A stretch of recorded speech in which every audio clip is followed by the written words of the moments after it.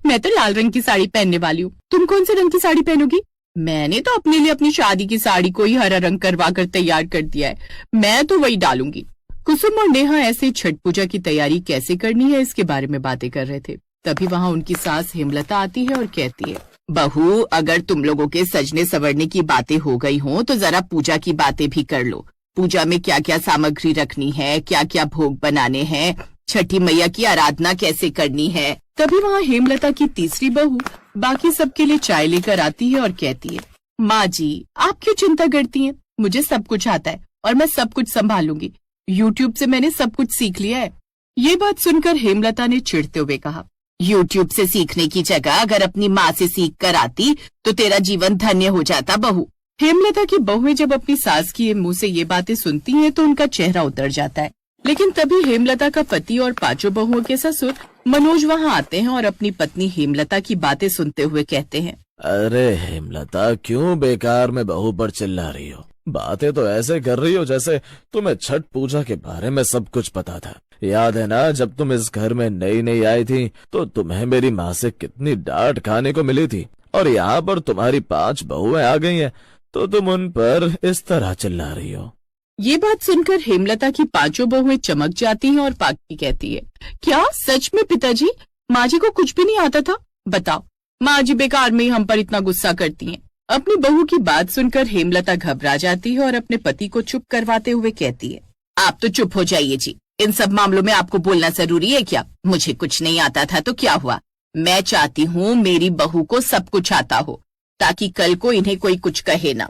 अब हेमलता का पति भी हेमलता से डरकर वहाँ से चला जाता है। ऐसे कुछ दिन गुजरते हैं और अब छठ पूजा में 1 हफ्ता बचा हुआ था, पर उसके घर में कोई भी तैयारी नहीं थी, जिसे देख हेमलता अपने माथे पर हाथ रखकर सोफे पर बैठी हुई थी और वो चिल्लाने लगती है, हे भगवान, क्या होगा अब हमारी छठ पूजा का?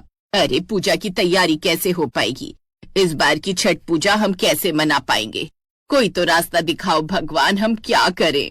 हेमलता की आवाज सुनकर वहाँ पर उसकी बहुएं आ जाती हैं और उन पांचों में से पाकी कहती है, क्या हो गया माँ जी? खानदान में कोई एक्सपायर हो गया है क्या, जो आप इस तरह से रो रही हैं?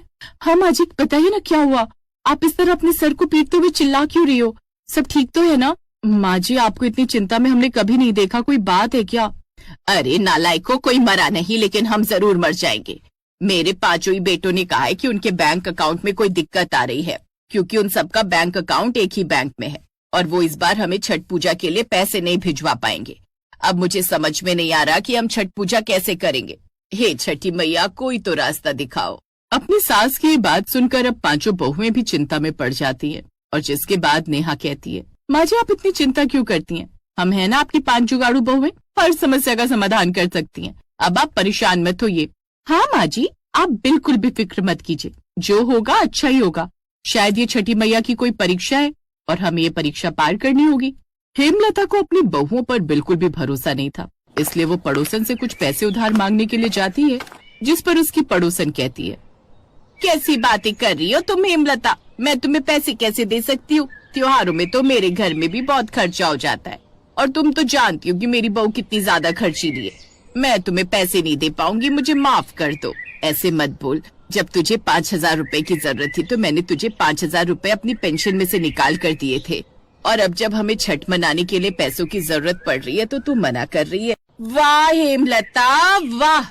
अरे उस समय तूने भले ही मदद करी, लेकिन तेरा एहसान अब उतर चुका है, क्योंकि तू आज अपना एहसान जता रही है।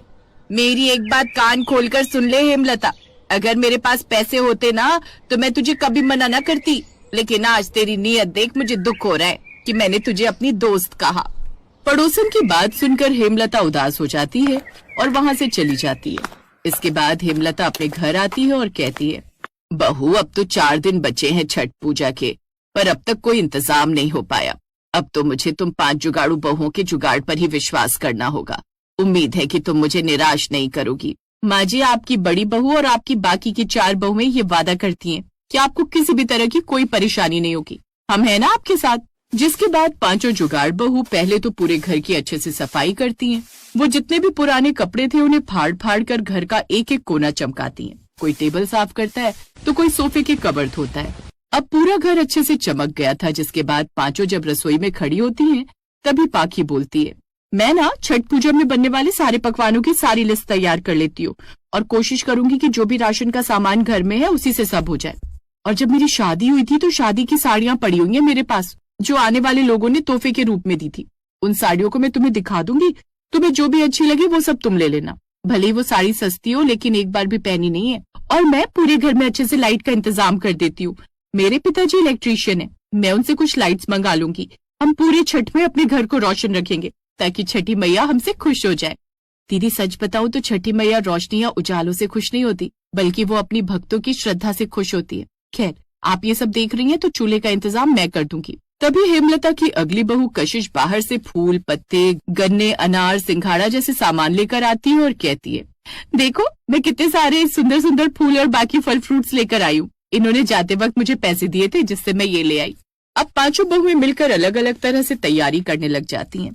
अगले ही दिन सुबह सुबह वो पांचों बहुएं एक साथ उठती, जहाँ कविता मिट्टी का नया चूल्हा तैयार करती है और अब हेमलता की पांचों बहुएं और हेमलता मिलकर उस मिट्टी के चूल्हे की पूजा करते हैं। जिसके बाद पाकी घर में रखे चीनी, दूध और भी कई तरह की सामग्री से ठेकुआ और बाकी प्रसाद उस मिट्टी के चूल्हे पर बनाती है। अब अगले दिन हेमलता की पांचों बहुएं व्रत रखती हैं और शाम के समय सूर्यदेव को अर्घ्य देकर अपने घर आ जाती हैं। बहू, सच में तुम पांचों मेरे घर में देवी रूप में आई हो। पहले तो मुझे लगा कि तुम पांचों का जुगाड़ इस छठ पूजा में फेल हो जाएगा, क्योंकि हर जगह जुगाड़ काम नहीं आता। अपनी सास की बात सुनकर वो पांचों मुस्कुरा देती हैं और अपने अपने कमरे में चली जाती हैं।